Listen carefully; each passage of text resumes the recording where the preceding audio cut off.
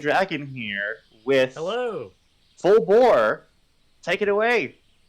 All right. Well, let me do an intro. I'm Blackberry Dragon, and I've pulled in my friend Goliath Twitchy as my Hey, co-commentator. And we're a couple gray muzzles that have been in the fandom since the early '90s, and we're here to play full bore. So get it. Let's have some oink oinks in the chat. And first thing we're going to do is we had Simba in the last game, and now we've got Pumbaa in this game, or Hildy or Frederick. Focus. Why don't you choose which one we'll play? I'm And gonna go with Hildy. I like the all name right, we'll do Hildy a Hildy. lot. don't feel too And bad. We will see Frederick later in the run. yep, we will see Frederick. And so, if you want to give me a countdown, More than happy to. Let's go in 5, 4, 3, 2, 1, go. all right. So the first thing we're going to do is ruin this beautiful picturesque day by stepping into a minefield. Then we'll just hug the wall closest to our starting point, as that is the fastest way to make our descent into the underground.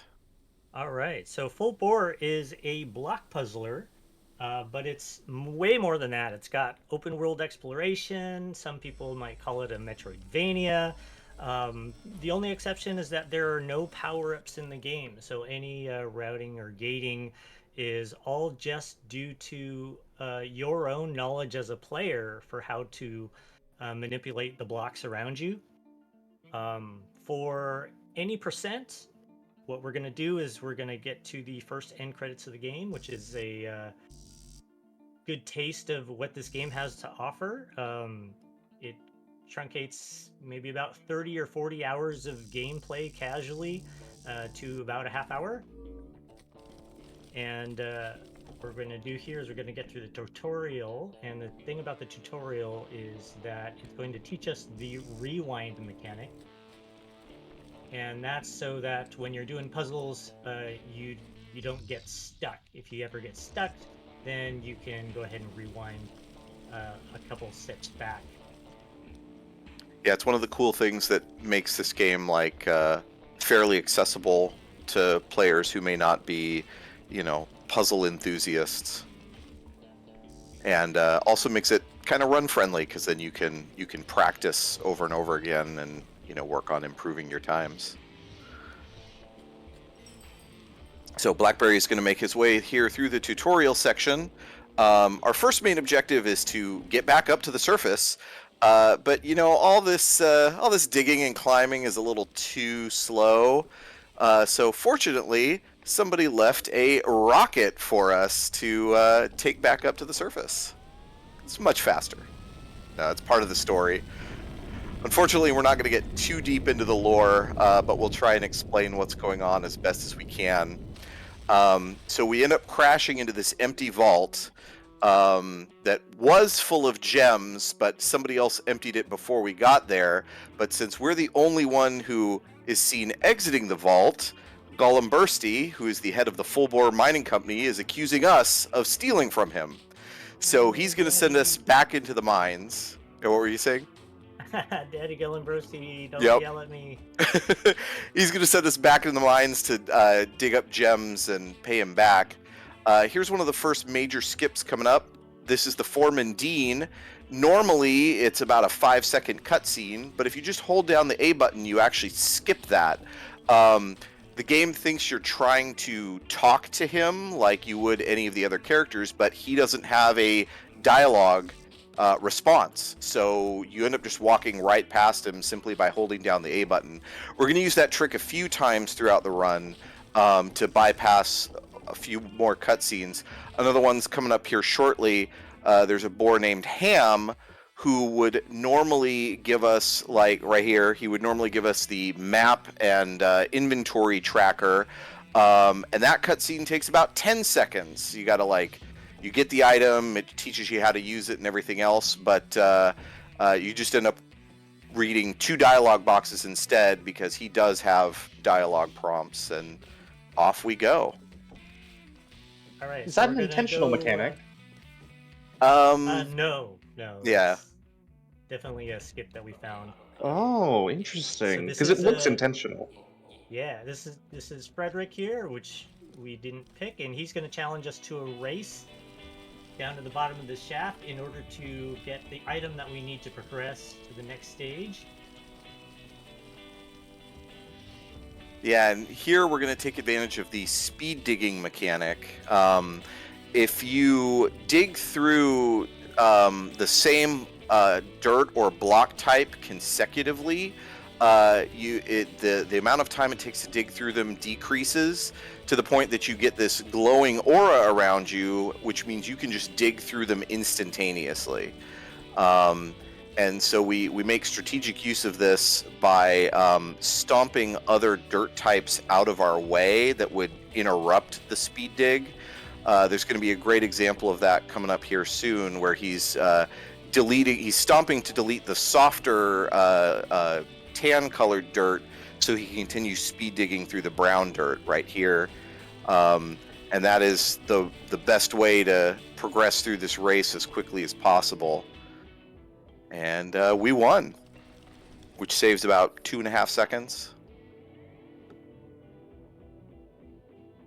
And generally, winning the race is faster. So Frederick gave us the Samoflange. Samoflange. If you're a gray muzzle like us, you might recognize that reference. Just look up Thundercat bloopers on YouTube. But warning though, it's got a lot of swearing in it. Yeah.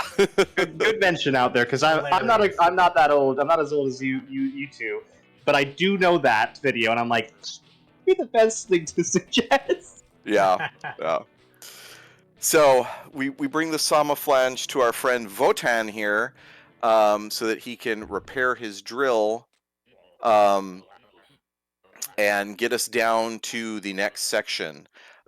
In a normal run, we would have collected all of the gems that we could have to this point, but it's still not enough to repay Gollum Bursty, so we got to go deeper. This next section is another type of race, but instead of racing a boar, we're racing against imminent danger.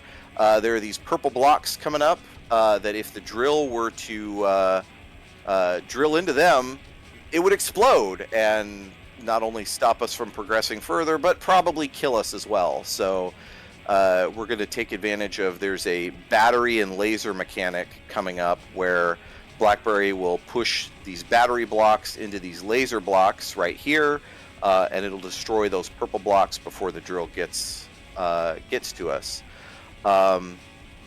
So this is actually a good opportunity to read through some donations if we have any, because the path is fairly predetermined.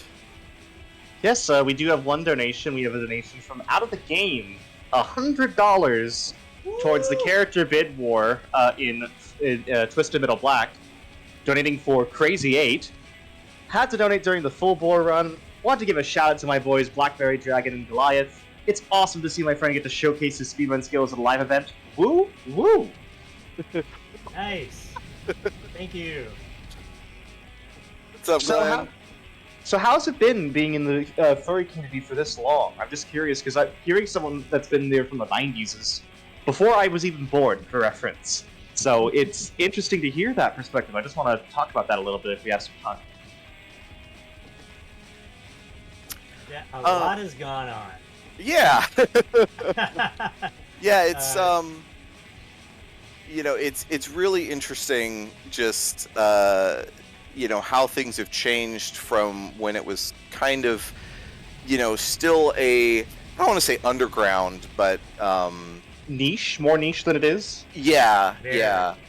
Yeah. To much more mainstream. And well, actually, that's the end of the race. So we're Having a.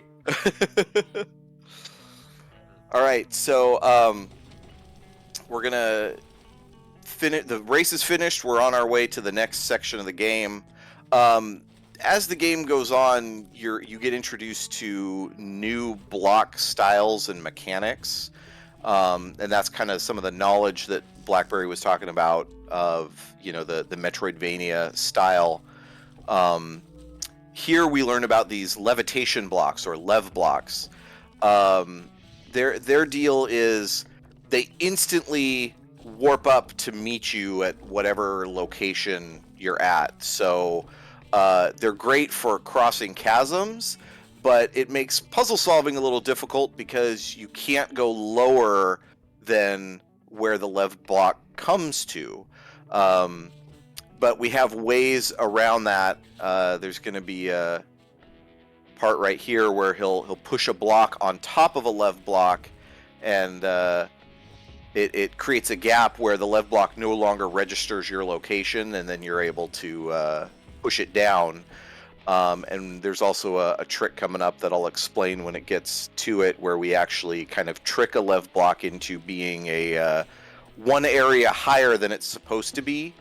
So here's where he's gonna put a block on top, and then it kind of like tricks the lev block into like, oh, you're no longer here, so it weighs it down and can't meet you up anymore.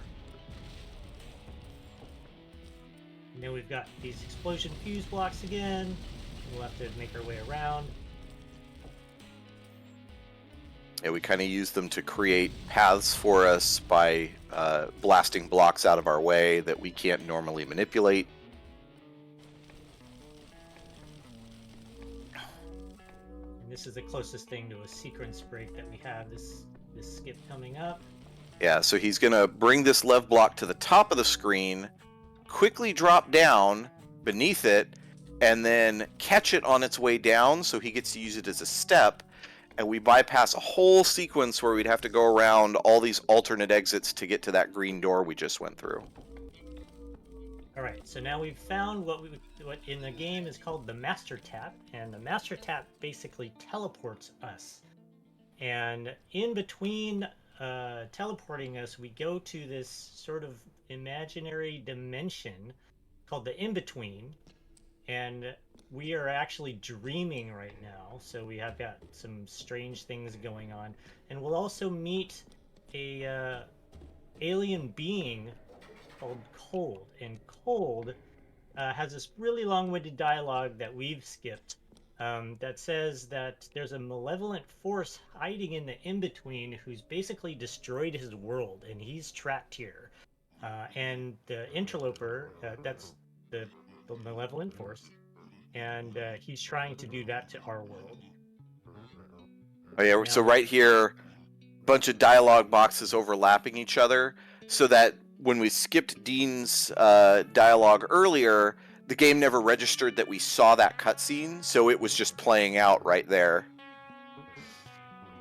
So at this point in the story, all of the other miners have gone missing. We've woken up from the In-Between, but now all the other miners are missing. So Gollumbursty and Dean are tasking us with finding the missing miners. So he's given us a key to a locked off part of the mine called Budevi. And sort of like has given that both Dean and Gollumbursty have given us suggestions on how to potentially locate the missing miners. There's another foreman of the Full Bore Mining Company named Varaha who might have some information, and there's also the mayor of Moletown who might have some information. So we are now in Budevi, where we learn a new mechanic. There are these color block switches where when we dig through them, it activates or deactivates the other blocks of the same color. It's a switch state thing. You can see here as he dug through the blues, it was turning on and off, alternate blocks. Like manual Mega Man. Yep. I also want to ask a question. What platforms is this game available for? This is a PC game, and I believe it's on PC and Linux only. Because it's beautiful. $15 on Steam. Oh yeah, the lighting in this game is absolutely great. It's like Braid if Braid was, made in the modern era, it feels like. So This is we, Varaha, yeah, and he's not going to be very helpful in terms of where our missing miners are, but he says that there's a bunch of lore that we can find in the library behind us, but we're going to speed here to the end. yeah, we actually know So the we're gonna path go- forward is through Moletown, but we're not even going to stop to talk to the mayor either.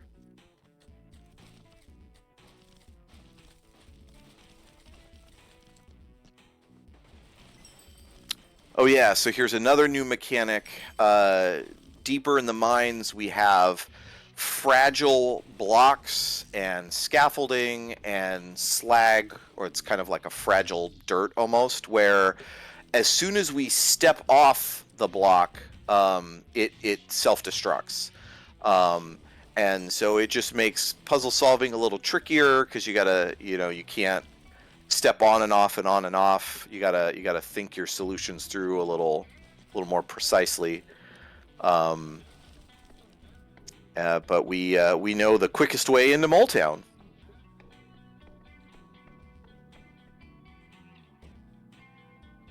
Unfortunately, we're not going to stop to talk to any of the denizens, but keep making our way through. This next little chunk is there is a puzzle coming up, but right now it's just straightforward pathing. So if we have any other donations, now would be probably a good time. Okay, yes, we do have a donation. We have a donation from Stitch Otter for $50 saying, "Awesome game, awesome cause." And I don't know how to actually sound out :3, so I'm just gonna say :3. Otterface. I know, but how would you what is an audio description of :3?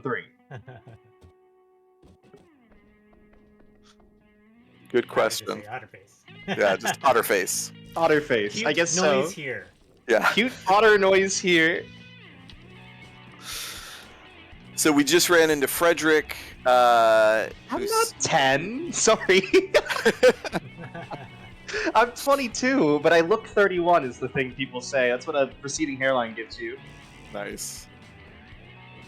So we just ran into Frederick again, who was just kind of like, yeah, Varaha wasn't very helpful, but there's a boar named Matheson. Matheson. Yeah, the tech wizard who might have some more information on our missing miners.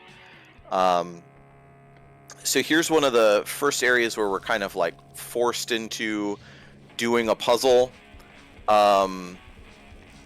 There's this bridge here on the right that's out because the color block switch is on the wrong pattern. So we end up having to take this long convoluted route to get to the other side of the bridge. We use these arrow blocks, which are activated on stomping to cross this lava gap. And they also, when they touch a battery, they end up changing direction. So we're going to take advantage of that to slowly make our way around. We had to activate that fuse block in order to free up the path forward ahead. Otherwise, we wouldn't have even had to come that way. So we drop that battery down on that arrow block so that we can keep moving forward. I feel like this is like a test from Matheson of like, if you want to meet me, you got to be able to get through my convoluted gauntlet. And like a lot of PC enthusiasts, I think he likes to decorate with switches and LEDs that don't do anything. It's just for looks. Yeah, all those LED light panels on the walls.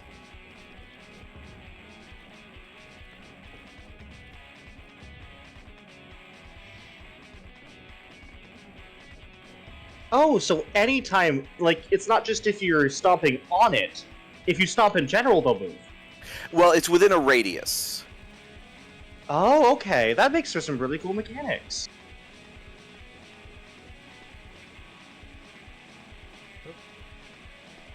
There we go.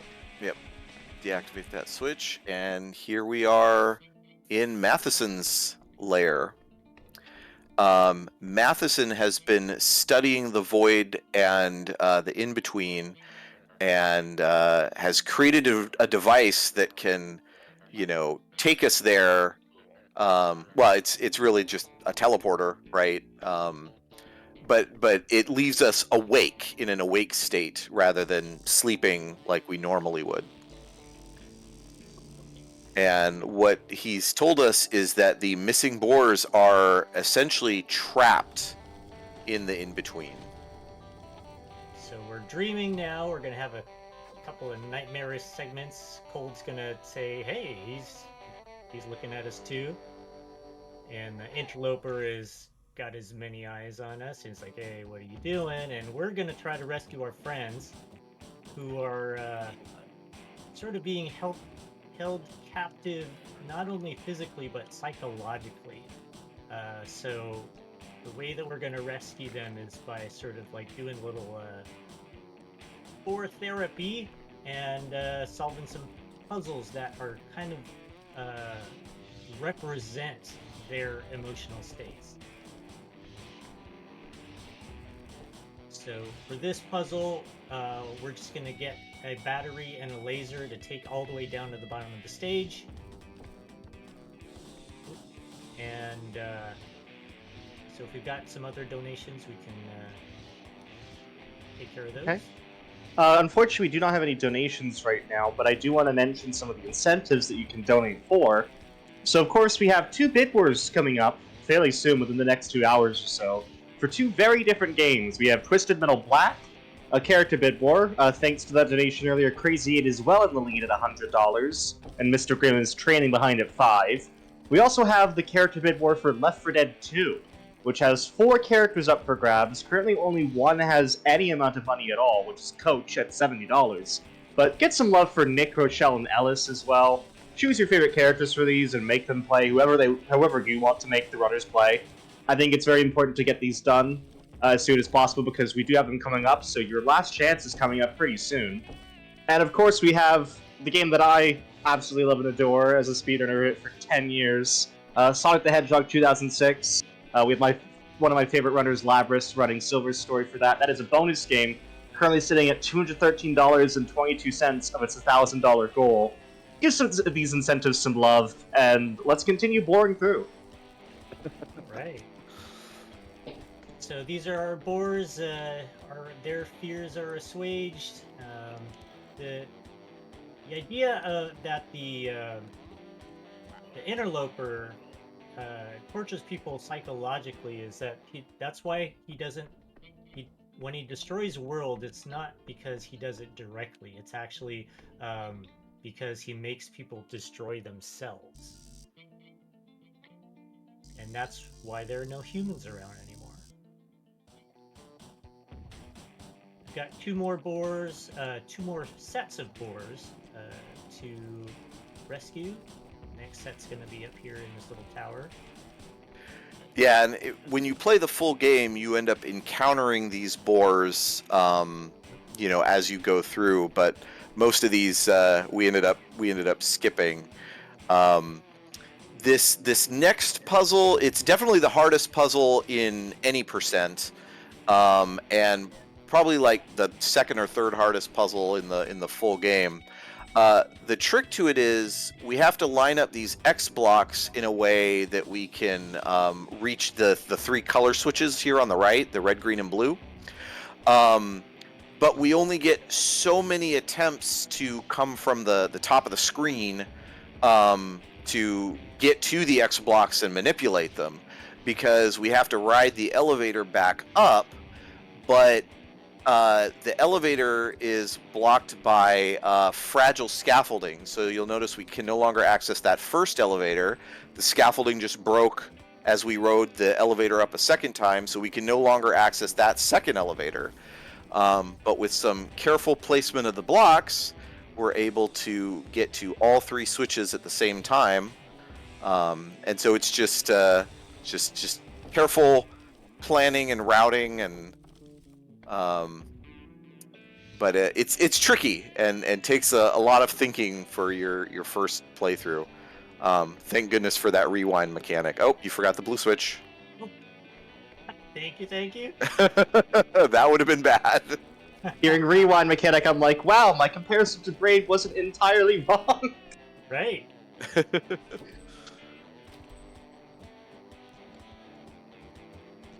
That's one of the nice things about this game that I really love is that there are many different solutions to all of these puzzles. There's rarely a puzzle that only has one solution, which gives you a lot of freedom in terms of how you go about solving them. Can I ask where we get shocked a lot, by the way? I've noticed that. Oh, so that's a checkpoint. Oh, okay. It wasn't just, I get shocked. Okay, let's move on. Yeah. Yeah, it's a checkpoint. And with the rewind mechanic, you can only rewind back to your last checkpoint. You can't, like, rewind all the way to the beginning of the game. And then also the teleporters shock us, too.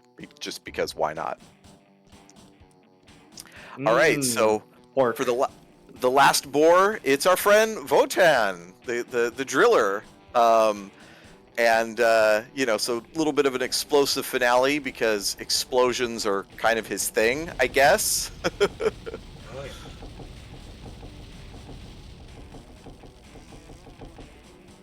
That's one of my favorite puzzles in the game.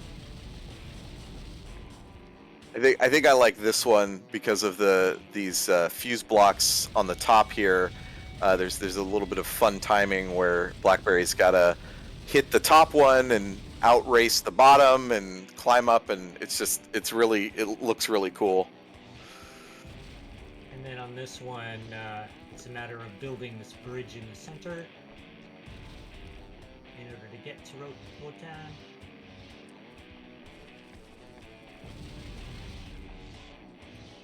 Yeah, after we talk to Wotan, that'll be our last little bit of boar therapy, and then time will be coming up relatively soon after.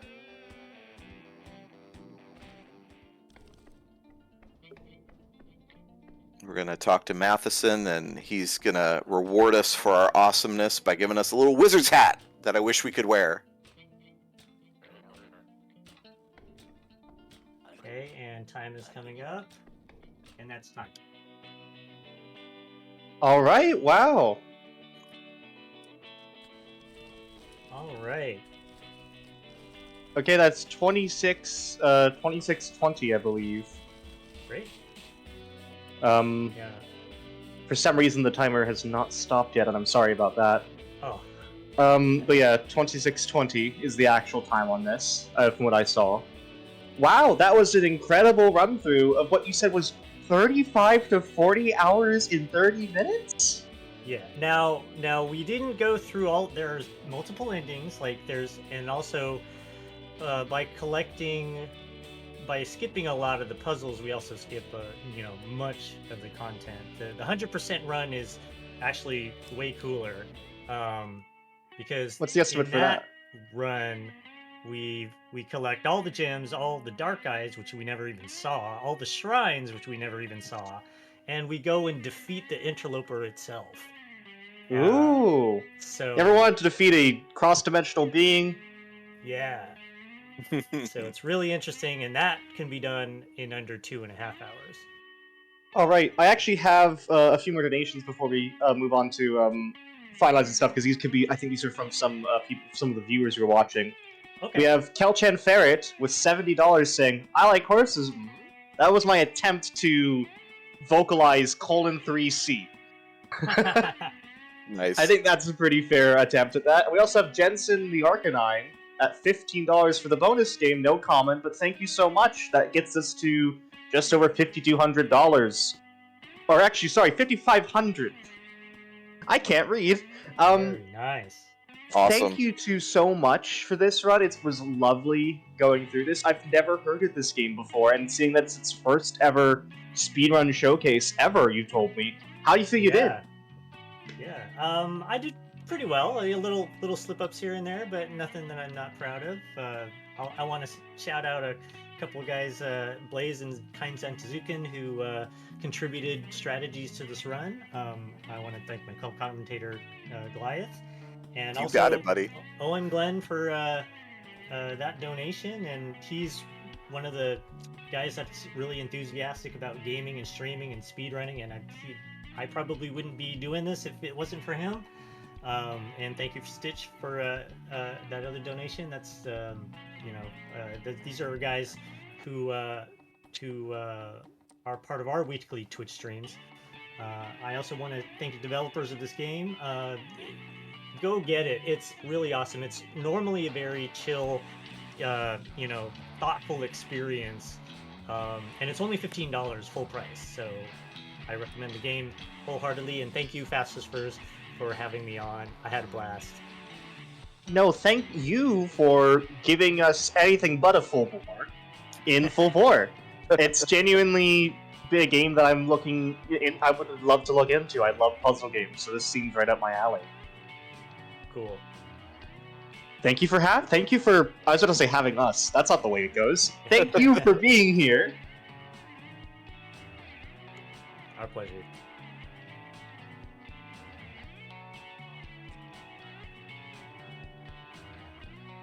All right, everyone. Hello.